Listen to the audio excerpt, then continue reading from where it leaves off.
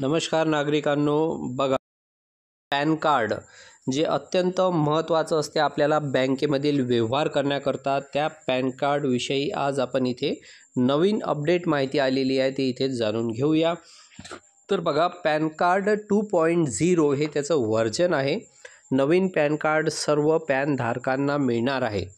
तर यावर काय आहे, QR कोड असलेला पॅन कार्ड प्रिंट करण्यासाठी ऑनलाईन अर्ज कसा करावा येथे जाणून घेऊया स्टेप बाय स्टेप प्रक्रिया। तर या पॅन कार्ड 2.0 मध्ये तुम्ही QR कोड असलेला नवीन पॅन कार्ड सहजपणे प्राप्त करू शकता। यासाठी तुम्ही घर बसल्या अर्ज करू शकता। तर बघा पॅन 2.0 सरकारने नवीन पॅन जारी करण्यासाठी 2 एजन्सींना अधिकृत केले आहे।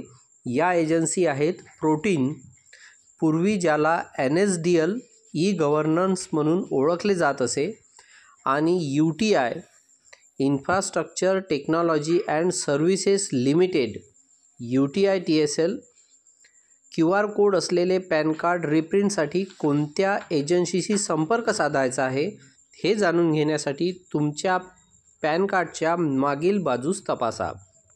तर तुमच्या पॅन कार्डच्या जो बॅक साईड आहे, मागचा साईड, त्यावर लिहिलेलं असते की हे UTI मधनं काढलेलं आहे की NSDL मधनं काढलेलं आहे।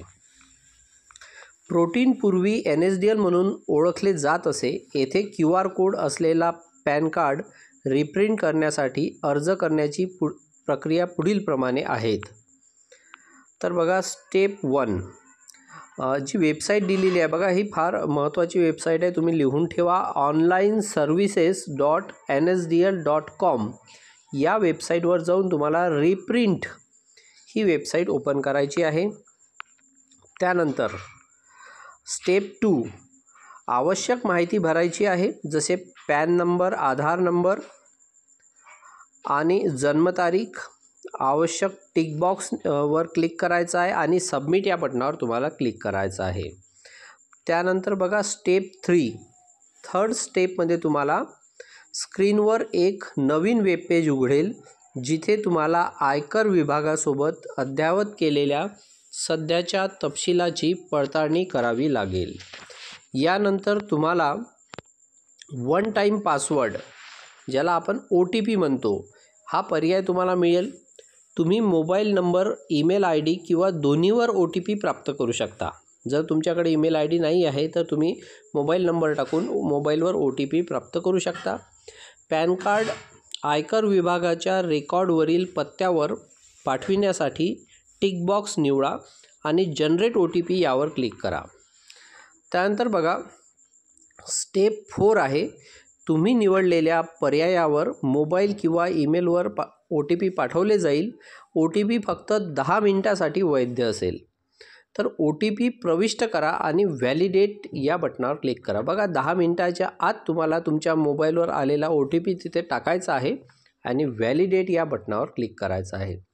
स्टेप नंबर 5 आहे, OTP प्रविष्ट केल्यानंतर पेमेंटचा पर्याय येईल। QR कोडसह पॅन कार्ड रिप्रिंटसाठी 50 रुपये भरावे लागतील। मी सेवा अटींशी सहमत आहे या टिक बॉक्सवर क्लिक करा आणि सबमिटवर क्लिक करा। त्यानंतर स्टेप नंबर 6 आहे, एक नवीन वेब पेज उघडेल, जिथे तुम्हाला 50 रुपये भरावे लागतील। पेमेंट पूर्ण झाल्यानंतर तुम्हाला एक टेक्नॉलॉजमेंट पावती मिळेल। त्यानंतर 24 तासानंतर तुम्ही NSDL वेबसाईटवरून ई-पॅन डाउनलोड करू शकता। फिजिकल पॅन कार्ड 15 ते 20 दिवसाच्या आत तुमच्या पत्त्यावर पाठवले जाईल। ज्या करदात्यांच्या पॅन UTI कडून जारी केला गेला असेल त्यांच्यासाठी वेगळी वेबसाईट आहे बघा, pan.utitsl.com या वेबसाईटवर जायचं आहे आणि रिप्रिंट पॅन कार्ड या पर्याय निवडायचा आहे। तुमच्या स्क्रीनवर एक नवीन वेब पेज उघडेल। सर्व आवश्यक माहिती, पॅन नंबर, जन्मतारीख, कॅप्चा कोड, सबमिट या बटनावर क्लिक करा।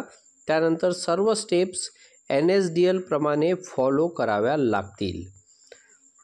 तर बघा अशा पद्धतीने तुम्ही हे पॅन कार्ड 2.0 घर बसल्या मागवू शकता किंवा कुठल्या नेट कॅफेमध्ये जाऊन सुद्धा तुम्हाला ते पॅन कार्ड मिळू शकते। तर या पद्धतीची आवश्यक माहिती आपण आपल्या या चॅनलवर देत असतो.